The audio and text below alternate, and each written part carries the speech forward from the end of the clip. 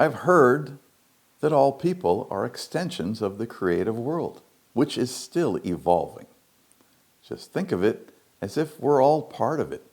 We constantly reshape the world by reinventing ourselves. Hi, I'm David Salzberg, just a guy bringing creativity to light. Join me now in meeting with a highly artistic, quirky dress designer in Beverly Hills, California.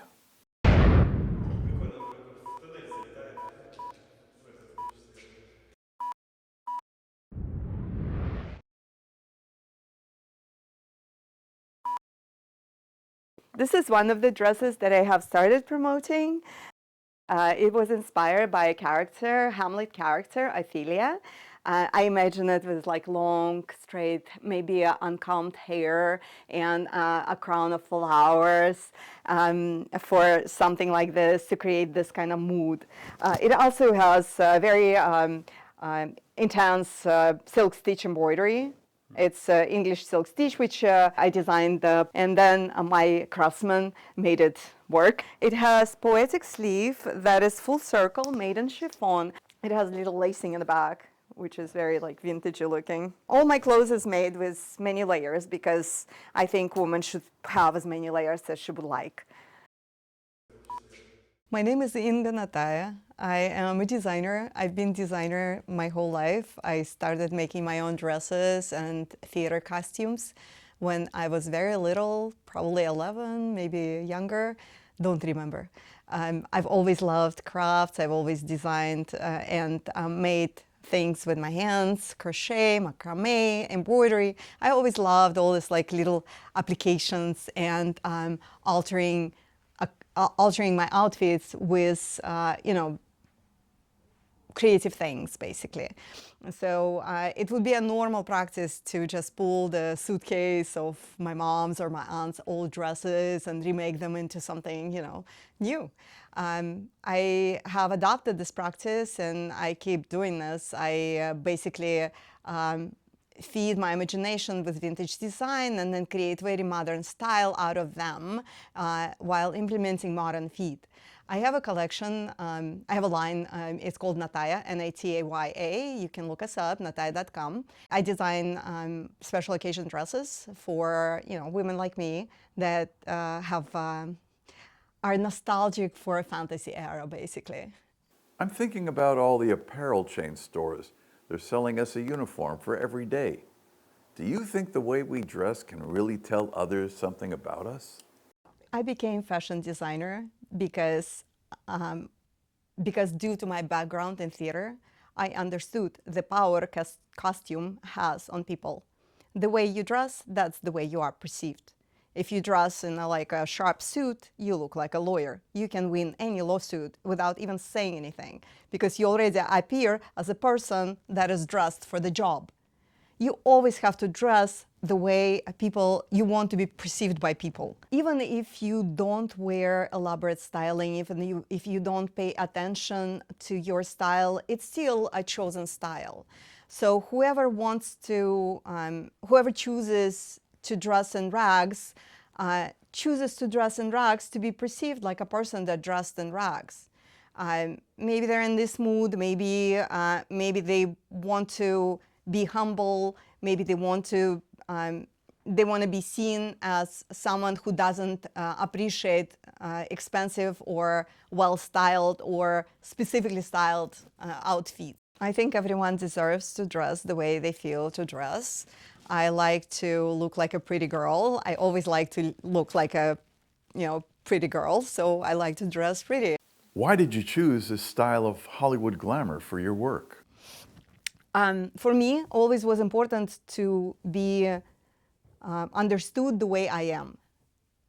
And as I learned in life, it wasn't very easy, just because I feel I'm maybe a little bit quirky.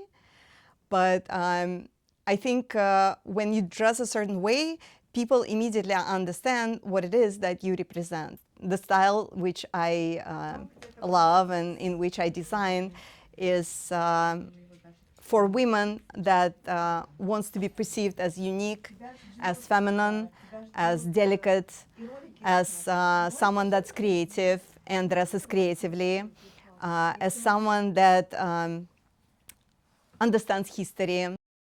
This is one of the dresses that we've been pretty successful with last few years. I designed it a couple in 2023, I think we first came up with it, and we've done it in several colors. Believe it or not, this is the same dress as this one. It looks totally different and in a different colorway.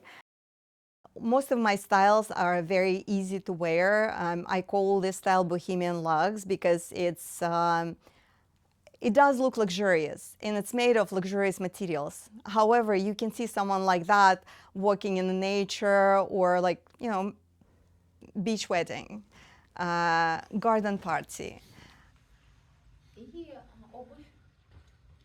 The colors that I choose are derived from nature mostly, and sometimes I add jewel tones, which is also derived from, all the stones are natural, right?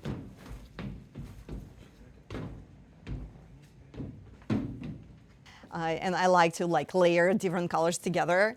And then ruby has many, many colors, so I like to layer all of them together so they look like ruby, don't look just burgundy. This dress has a Victorian styling. It has these ties. You can adjust the feet to your figure. This was manually embroidered onto this material, which is the same as this lining material. It's some kind of rayon crepe. And then after the embroidered part is attached to a tulle part, which is that. This is called faggoting. It's an insert of crochet lace into a seam, so the seam doesn't look so lonely and ugly. It has a very difficult roll hem, and material is chiffon. The texture of chiffon is gorgeous. Hey, you're still here with us. Honestly, that's the best compliment we can get. Please hit like and subscribe to tell YouTube, hey, show me more of this really creative stuff. This is putting real art and meaningful conversation in the spotlight. Do you agree with the opinion that people are two types, either creative or not creative? I'm a creative person. I'm creative 100% of the day. I don't just become creative for 15 minutes and then stop being creative. This is who I am. So it's very difficult for me to determine where creativity starts and where it ends. You can be dormant, like any of your activities or feelings or emotions can be dormant, but it doesn't mean that you don't have them. You still have them. It's just you choose not to present them to other people. What's your story about how creativity helps to deal with a misfortunate situation? I had a dream to be married. I always had a dream to be married, and I got married. I was in an unhappy marriage, and I was in that marriage for a while. During that time, I lost touch with my child self. I gained a lot of weight, which I now lost, thank God. It's been a year of freedom. Yes. No woman should be unhappy, no man should be unhappy, no one should stay in an unhappy situation. I didn't know better, so I stayed for a while, and when it was over, I felt free to create. I felt free to pursue all the dreams that I didn't pursue all this time just because I felt like, oh, it's not appropriate for a married lady to dress this way, or it's not appropriate for a married lady to act this way or go to events that a husband might not approve for you to go to.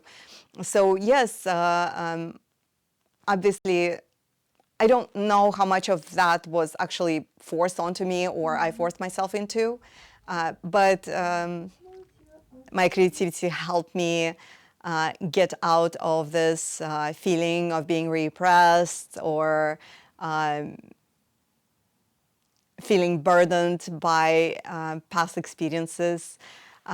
This is a fresh, young place. Creativity in general, it's a kindred energy. It's a childlike energy, which when you enter, you can reconnect with your origins. You don't, there is no past, there is no baggage, there is no pain or past emotions that were bringing you down. You are now in a childlike place where you can be childlike and explore your creativity. You dress these women and create beautiful costumes. Well, now that's a lot of devotion. And there are rumors that you're entering into a non-profit activity. So why would you be doing that? So somewhere last month, we were playing around with my stylist friend, and we were thinking on how to better dress everyone in the world. Because obviously we're such fashion nerds that we want everyone to look their best all the time. So we thought about it, and we understood that there are a lot of problems that women are facing. Mostly, they don't know how to dress cheaply. They don't have resources to dress expensively, especially people in our industry. People in our industry are expected to always look luxurious, to always wear brands, to always wear expensive and well-styled outfits. Yet, no one teaches how to, buy clothes. Everyone keeps it a big secret. So we thought to create this common closet project, in which we will donate our time to help people to dress. And how do you plan to make it work? We started helping using our own resources. We are focused on providing mentorship, providing resources to neglected performers, so they feel comfortable to educate the others on how to dress. We donated ourselves a lot of wardrobe to models so they can go to castings and feel dignified when they appear at castings, or we also help models to videotape their reels at our locations to which we had access to. We have a lot of friends with nice homes and nice locations, and we can, ask them to help us with our project. But basically, we rely on private donations as of now to move this project forward. We have a fantastic community that is of leading fashion people, photographers, models, stylists, videographers, cinematographers, and fashion designers, obviously. Yes, so we have all of those resources, and I feel that we can help a lot of people with those resources. And whoever I speak to, they all get very excited to help. You sound like a person living your dreams. Do you have other dreams yet to come true? I mean, most things that excite me right now have to do with community and unifying the community. And even though I can get entangled in specific details of how the dress is made and what makes it special and why this particular detail in this particular color makes a woman look this particular way, I can talk about it all day, every day. But my personal passion right now lies in creating a whole community of like-minded women that want to help each other to thrive, and at the same time want to help other women less educated about fashion, less educated about the industry, to thrive in their creative endeavors as well.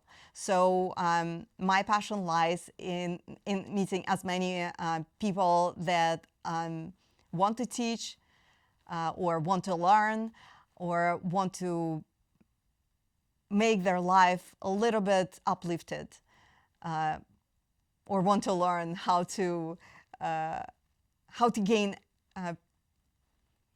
internal energy to be able to make their life a little bit better.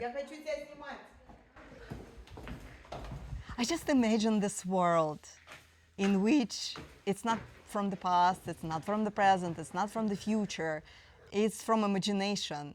I imagine the world in which everyone is a friend, everyone is dressed their best, and everyone has their best interests at heart. And I want this world. and I want to work effortlessly to reach the point the closest to this world. And I want to gather all the like-minded people that are able to help me with this endeavor.